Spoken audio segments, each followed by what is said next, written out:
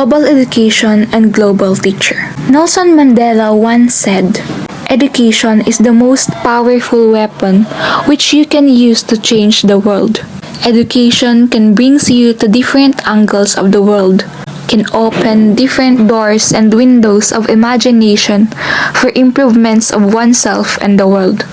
Education must be used globally and should not just stay in a specific place.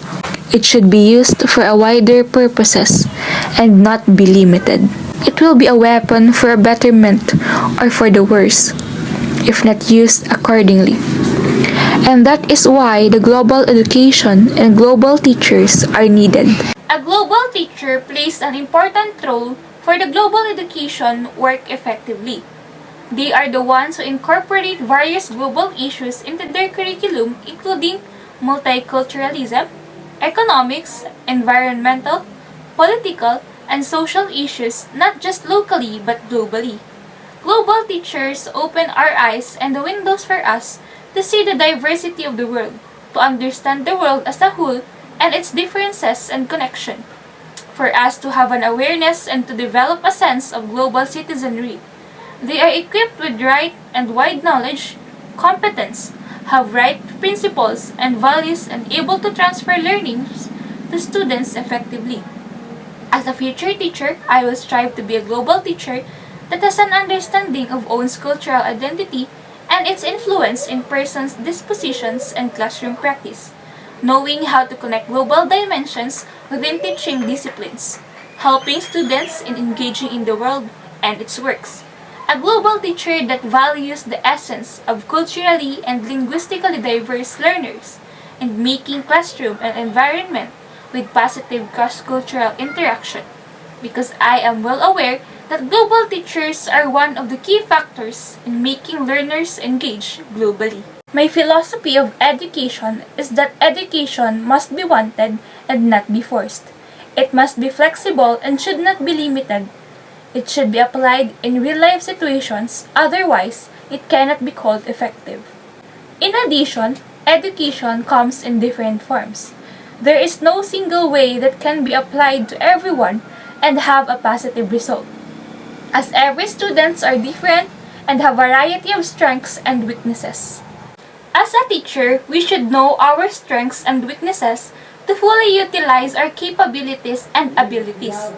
We should know our strengths to know how we will approach our teaching and do our tasks. We must know our weaknesses to know where to improve and what areas we should work on. I know that I'm kind and patient, but I also know that I still have a long way to go to handle more stressful things and work. I may not be as creative as I should be. I am a flexible person. I am also knowledgeable about technicalities and open for learning and critics as long as it will help me to improve. I love socializing and exchanging ideas in any ages. I chose to be a teacher because I want to understand youth and share my experiences with them. Specifically, I chose to become a high school teacher because I think that is when most of the students are having hard time on their lives, deciding on what career path they want to pursue or what they really want to do in their lives. Most of them are stressed out about the things concerning their future, and some are also losing their drive to do things they used to be passionate about. I want to influence and inspire them. I want to know their story and help them grow as their own person. I don't want just to teach them what the book requires them to know. I want to leave a lesson to them that they can bring and use for a lifetime. As a future professional teacher, my acts and thinking must be aligned to ethical standards for professional teachers. This will help me to know what to do and not to do in a specific situation that I will encounter in the future. A person who is practicing this profession, we must oblige with no buts and exemptions. I will start within myself, as this will reflect on how I will treat my students. The utmost priority must be them, and to help them to become the best version of themselves. I, the teacher, must be the best version of myself as well. As a future full-fledged professional teacher, this code of ethics for professional teachers will serve as my guide and the backbone of my teaching career.